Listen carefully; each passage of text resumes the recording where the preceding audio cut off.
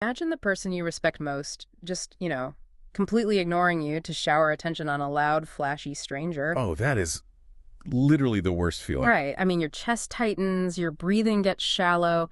You feel that immediate, overwhelming urge to just lash out. Yeah, to make a sarcastic comment or something. Exactly. You want to cut this new person down just to reclaim your own sense of importance. Well, today we are looking at a masterclass in stopping that exact emotional spiral. And it is a fascinating one. It really is. And the wildest part, the masterclass comes from a 5-year-old cat. A cat named Figaro, to be precise. Yeah. We are diving into a narrative by Gulsen Kaya titled Figaro and the Thought Gate. Yeah. On the surface, it reads like a charming story from a feline perspective. Mm-hmm. But beneath that accessible framing is a rigorous, incredibly practical framework for adult emotional regulation. Okay, let's unpack this because, we aren't just reading a cute story today. We are reverse engineering a toolkit for mental discipline. So, Kaya introduces us to Figaro, who is described with these wonderful, vivid details: fur the color of toasted acorns, whiskers as long as shoelaces. That's great imagery. Yeah, but right out of the gate, Figaro tells us something profoundly striking. He says his most important job in the house isn't catching mice or looking cute. His actual job is practicing my quiet heart. You know, that specific phrasing, practicing my quiet heart, it immediately reorients how we think about emotional stability. How so? Well, it frames a calm demeanor not as this static personality trait that you are simply born with, but as an active daily discipline. It's a muscle that requires intentional flexing. Right, it's work. Exactly. And to understand the mechanics of that practice, we really have to look at the environment where that quiet heart is tested. And the baseline environment here is incredibly secure. I mean, Figaro has a beautiful, predictable routine. Very comfortable. Yeah, he lives in a house full of sunlight and soft pillows. He deeply loves his family, Gulsen, the mother, Levent, the father, and especially Fatima, the 24-year-old daughter. And that dynamic with Fatima is really the emotional anchor of Figaro's world. The narrative provides this crucial detail about her. Right, the wheelchair. Yes. Fatima uses a shiny purple wheelchair and communicates not with words, but with her eyes.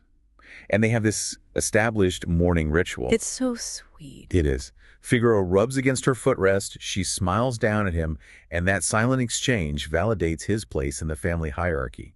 It is safe, and it is entirely predictable. Which is exactly why the disruption is so catastrophic, because you can't understand how to manage your mind until you see how easily your comfortable little routines get derailed. Enter Kyo. Enter Kyo, the new housemate. Kyo is a tiny bird, and the descriptions here are purposefully overwhelming. I mean, Kyo has feathers the color of a summer rainbow. Very flashy. Very. He whistles tunes that sound like silver flutes. He dances on his perch. He is a total sensory explosion, and he instantly commands the attention of absolutely everyone in the room. The sudden shift in focus is just absolute. Gulsen is clapping her hands in delight. But the true psychological blow to Figaro comes from Levant and Fatima. This part hurts to read. It really does. Levent walks in, walks right past Figaro, and goes straight to the cage to whistle at the bird, calling him a clever little fellow. And usually, Levant's first action is giving Figaro a chin scratch. Exactly. Today, Figaro isn't even perceived. He is rendered completely invisible by the new spectacle. And then Figaro looks at Fatima, the person he shares his sacred morning routine with.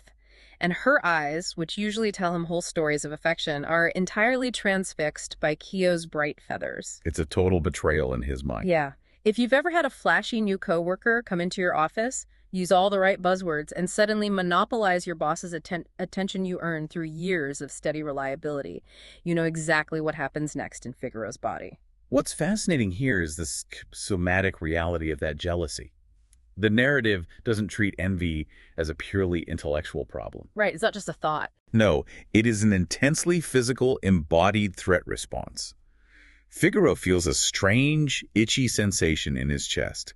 He literally names it the green grumble, the sneaky shadow of envy. The green grumble. I mean, it is such a perfect encapsulation of that visceral tightness. It really captures the feeling. When you feel that sudden FOMO or that sharp sting of being overlooked, it isn't just a thought floating in your head.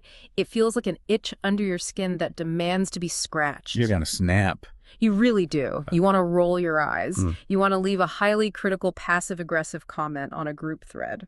Because your nervous system is interpreting a loss of status as a literal threat to your survival. Figaro articulates the core mechanism of envy perfectly here. He says, I felt like I was losing a race I wasn't even running. Wow. Yeah. Yeah, that is the essence of jealousy. It is the sudden, non-consensual imposition of a hierarchy where none previously existed. You were perfectly happy, and then someone else's presence suddenly makes you feel inadequate. And his physical reaction starts escalating fast. His tail begins to twitch back and forth like an angry snake. The biological machinery is loading the weapon. Exactly. He wants to let out a loud, jealous meow. He wants to categorize Kyo's beautiful singing as noisy squawking. He is preparing to tear down the new thing in a desperate attempt to elevate himself back to his perceived rightful place. And this is the critical pivot point in the narrative. We are at the apex of the emotional spike. The amygdala, the brain's emotional threat center, has completely hijacked the system. Right. The itchy chest is demanding action, the tail is twitching, the destructive vocalization is locked and loaded, but the reaction never materializes. It is stopped cold by an internal mechanism the narrative calls the thought gate. The thought gate. It's described as this little golden gate inside Figaro's mind. And every single thought, before it can be translated into an action or a sound, is forced to stop at this mandatory checkpoint. And the checkpoint requires passing a rigorous 3-part cognitive gauntlet. The 3 questions. Yes. Before he can let out that angry meow, Figaro must ask himself, is it true? Is it kind? Is it necessary? Okay, hold on. I have to stop you there because asking, is it necessary or is it kind? When you are seeing red, feels completely impossible. It's incredibly difficult. When I'm hit with a wave of jealousy, my brain is screaming that it is absolutely fundamentally necessary to defend my territory or correct the record immediately. Right. The amygdala wants to act. Yeah, the green grumble doesn't want to stop at a gate. So how do you actually get yourself to pause in the middle of an amygdala hijack? This raises an important question about the practical application of emotional regulation. How do we build a circuit breaker for our own minds? Right. A house doesn't stop an electrical fire by asking the electricity nicely to calm down. It has a mechanical circuit breaker that trips when the surge is too high. That makes sense. The thought gate functions as an emotional circuit breaker, and it works through a very specific technique, a visual pattern interrupt. A pattern interrupt, because if you just stay inside your own head, the green grumble just keeps looping and getting louder. Precisely. When we are caught in an emotional spiral, we develop psychological tunnel vision. We only see our own bruised ego. Yeah, that tunnel vision is real. To break it, Figaro forces himself to look outward. He observes the room. He watches Gulson move Fatima's wheelchair closer to the birdcage.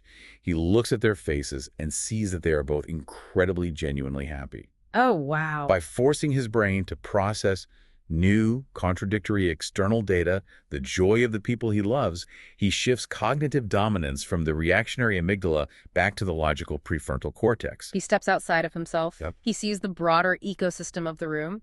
And by looking at their happiness, he realizes that his planned reaction, that loud, jealous meow, would actively destroy the peace of the moment. It would ruin it. There is a stunning metaphor used here. The narrative states, envy is a weed that tries to choke the flowers in a family garden. It is a brilliant visualization of collateral damage. The thought gate forces you to look at the garden before you plant the weed. Oh, I love that. It demands that you recognize the destructive potential of your own unedited impulses.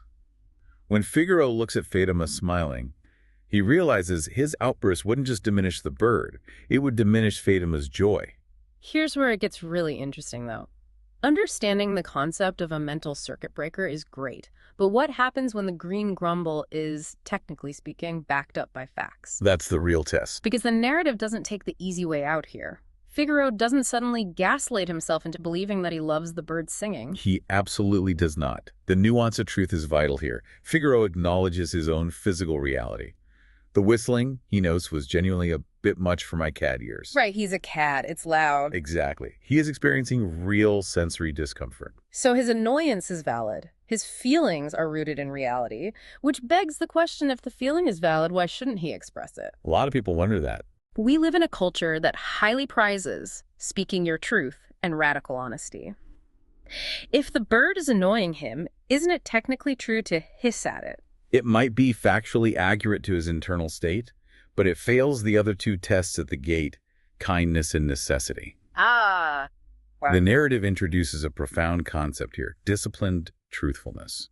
Being truthful does not obligate you to give a megaphone to every grumpy, unfiltered thought that pops into your head. That is such a good point. Radical honesty, when stripped of kindness and necessity, is frequently just a socially acceptable mask for hostility. There is a quote that perfectly anchors this idea.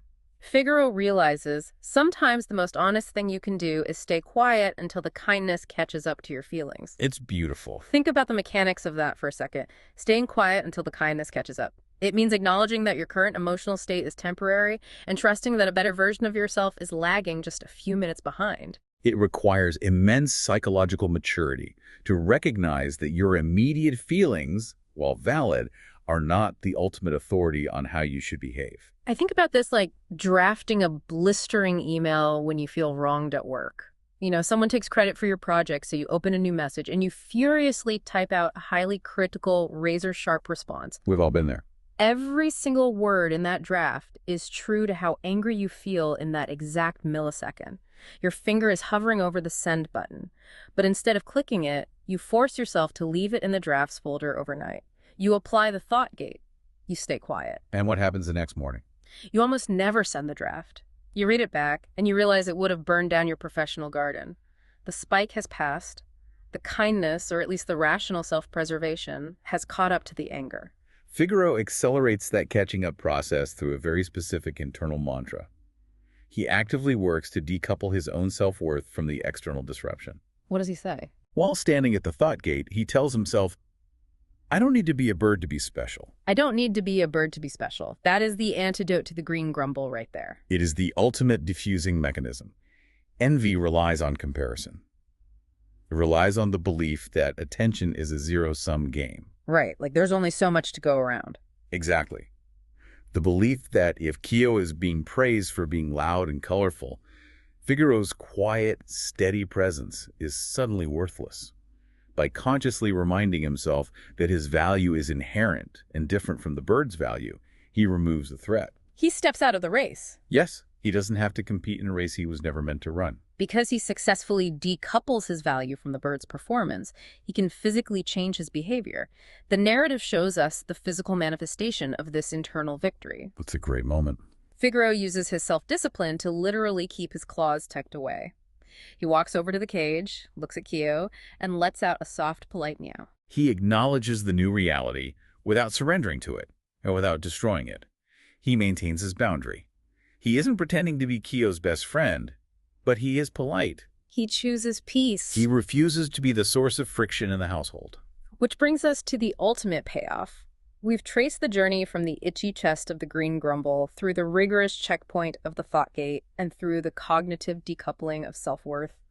What are the actual external consequences of this massive internal effort? Right. What's the reward? What happens when you successfully navigate your own envy? You preserve the ecosystem, and ironically, you often receive the very connection you were terrified of losing. Because Figaro stayed patient, because he sat quietly by the wheelchair instead of demanding attention through a tantrum, the narrative provides a beautiful resolution. I love this ending. Fatima reaches down slowly. Her hand finds the soft fur behind his ears, and she gives him a gentle stroke. And the narrative makes a point to mention that her eyes are bright with love. He gets exactly what his nervous system was panicking about losing. He gets the connection, the physical touch, the validation of his place in the family. Yes. But he receives it organically because he created the space for it, rather than trying to aggressively extract it from the situation. And the validation extends beyond just Fatima. Gulson whispers from across the room, praising him directly. She calls him a good, patient boy. That external validation feels earned. It does. If we connect this to the bigger picture, the overarching theme crystallizes. The narrative explicitly instructs the reader to control your thoughts, filter your speech, and practice the self-discipline of kindness. So powerful. By doing the invisible, heavy lifting of emotional regulation, Figaro prevented the room from turning hostile. He kept the family garden intact, and he kept his home full of sunshine. So what does this all mean? Why does a story about a cat's internal monologue matter so much to how we navigate our daily lives? It's highly applicable. It matters because the green grumble is universal. The threat to our ego, the sudden urge to tear someone else down to build ourselves up, that is a fundamental part of the human condition. Absolutely. But the narrative leaves us with Figaro's final empowering realization. He notes, You are the master of your mind. You don't have to say everything you think. It is a radical reclamation of agency. We are so often conditioned to view our emotions as uncontrollable weather events. A storm rolls in, the green grumble hits, and we believe we simply have to weather it, or worse, inflict it on the people around us. Just let it happen. Right. But the thought gate dismantles that helplessness. It proves that between the emotional stimulus and the behavioral response, there is a space. And within that space lies our ability to choose who we want to be. We've covered some serious psychological ground today, using a 5-year-old cat with shoelace whiskers as our guide. We really have. We started with the visceral, itchy reality of envy when our routines are shattered. We examined the mechanical function of the thought gate, using a visual pattern interrupt to force our brains out of an amygdala hijack. And we explored the nuance. Yeah, that difficult, nuanced practice of disciplined truthfulness. Asking, is it true? Is it kind? Is it necessary? And learning to stay quiet until our kindness catches up to our anger. It is a profound toolkit. And as Figaro pointed out at the very beginning, it requires the active daily practice of a quiet heart. Practicing that quiet heart is the work of a lifetime. But before we wrap up this deep dive, I want to leave you with one final thought to mull over. We talked extensively about Figaro's observation that envy is a weed that tries to choke the flowers in a family garden. It ruins the environment for everyone. It does. It ruins the environment for your partner, your children, or your colleagues. But ask yourself this. When you fail to use the thought gate, wait, let me rephrase that. When you fail to use the thought gate, when you let that green grumble bypass your filters and take root without questioning it, whose garden are you actually destroying first? That's a great question. Before those weeds of bitterness and jealousy ever reach the people around you, they take root in the soil of your own mind. They choke out your own peace. Exactly. The next time you feel that itchy, sneaky shadow of envy creeping into your chest, consider that the thought gate isn't just a tool for protecting other people from your words. It is the only way to protect your own internal garden from yourself. A vital distinction. The boundary protects you just as much as it protects them. Thank you so much for joining us on this deep dive. We'll catch you next time.